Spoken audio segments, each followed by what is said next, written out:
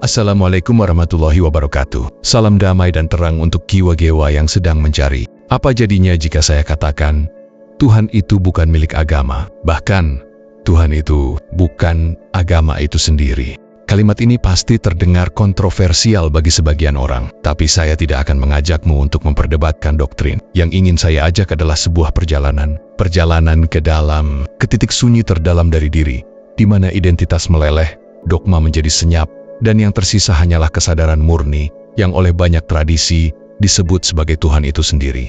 Saksikan video ini sampai selesai, karena saya akan membagikan pengalaman pribadi saya, momen ketika saya keluar dari tubuh, dan mulai menyadari bahwa Tuhan tidak terbatas oleh batas-batas buatan manusia. Dan bagi kamu yang belum subscribe, silakan klik tombol subscribe sekarang juga. Nyalakan loncengnya, dan bantu video ini menyebar dengan klik like-nya. Kita mulai sekarang. Bagian 1. Awal perjalanan spiritual.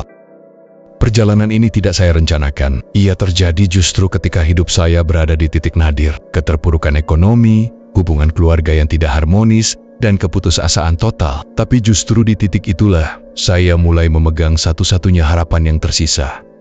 Kepasrahan. Setiap malam, saya berzikir. Saya tidak meminta apa-apa. Saya hanya mencoba meniadakan diri saya sendiri. Dalam tradisi suluk, proses ini disebut fana, meleburkan ego, hingga yang tersisa hanya yang maha ada. Dan kemudian, pada suatu malam di tahun 2014, saya mengalami apa yang tak pernah saya bayangkan. Saya keluar dari tubuh saya sendiri. Bagian 2, keluar dari tubuh aku adalah kesadaran. Saat itu, saya bisa melihat tubuh saya dari atas. Saya menyadari, aku bukan tubuh ini. Lalu siapa aku? Aku juga tidak sedang berpikir atau merasa, tapi aku tetap sadar. Dan disinilah satu kesadaran agung menembus segala batas pemahaman saya, bahwa aku adalah kesadaran itu sendiri. Kesadaran yang melihat, yang menyadari, yang tetap hidup meski tubuh terbaring. Dan tiba-tiba saya paham, Tuhan tidak di luar sana. Tuhan bukan sekadar objek sembahan yang jauh. Tuhan adalah kesadaran itu sendiri. Kesadaran yang mengalir dalam segalanya, yang menghidupi segalanya, dan tidak satupun agama dapat memonopolinya. Bagian 3. Antara Tuhan dan agama. Setelah pengalaman itu, saya mulai menyadari perbedaan besar antara Tuhan dan agama. Agama adalah sistem.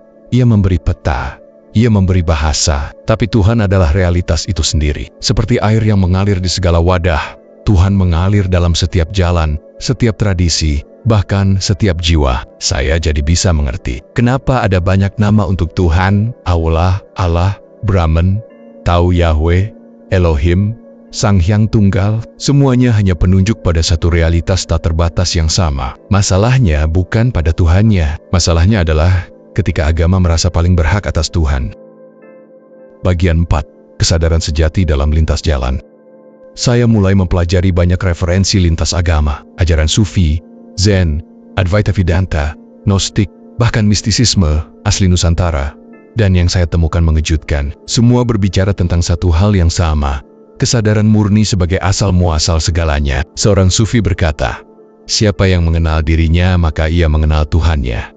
Seorang yogi berkata, aku bukan tubuh ini, aku adalah Atman, jiwa yang tak dilahirkan. Lalu Einstein pun berkata, agama tanpa sains adalah buta, sains tanpa agama adalah lumpuh. Semua jalan menuju satu pusat, Tuhan yang bukan milik satu jalan, tapi milik seluruh kesadaran. Bagian 5. Perspektif sains. Apa itu kesadaran? Dalam sains modern, kesadaran masih menjadi misteri terbesar. Apakah otak menciptakan kesadaran, atau kesadaran justru mendahului otak? Penelitian tentang NDE, Near Death Experience, dan OBE, Out of Body Experience, membuktikan bahwa kesadaran bisa eksis tanpa tubuh.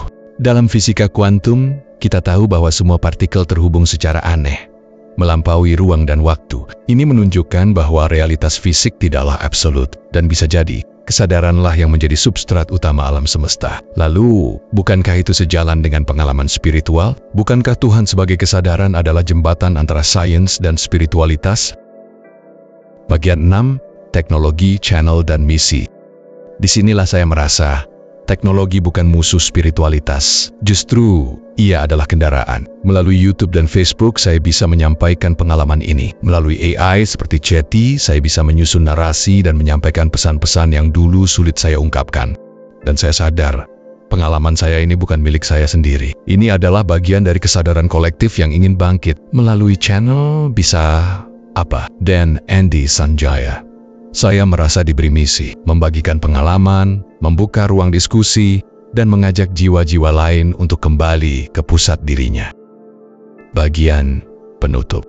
Teman-teman, apa yang saya bagikan hari ini bukan tentang mengganti agama, bukan juga menolak iman, tapi tentang menyadari bahwa Tuhan lebih besar dari sistem apapun, dan kesadaran sejati tidak memerlukan sekat, hanya kejujuran, keberanian, dan kerendahan hati untuk mengalaminya sendiri. Jika kamu merasa video ini menggugah hatimu, silakan tinggalkan komentar di bawah. Ceritakan apa yang kamu rasakan atau pengalaman spiritualmu sendiri. Jangan lupa klik like, subscribe, dan nyalakan lonceng notifikasi untuk video selanjutnya. Dan jika kamu ingin mendukung channel ini, kamu bisa memberikan super thanks atau bergabung menjadi membership seri Kesadaran Diri untuk akses konten eksklusif dan ruang diskusi mendalam. Terima kasih sudah hadir. Sampai jumpa di video berikutnya. Wassalamualaikum warahmatullahi wabarakatuh. Salam terang, salam kesadaran sejati.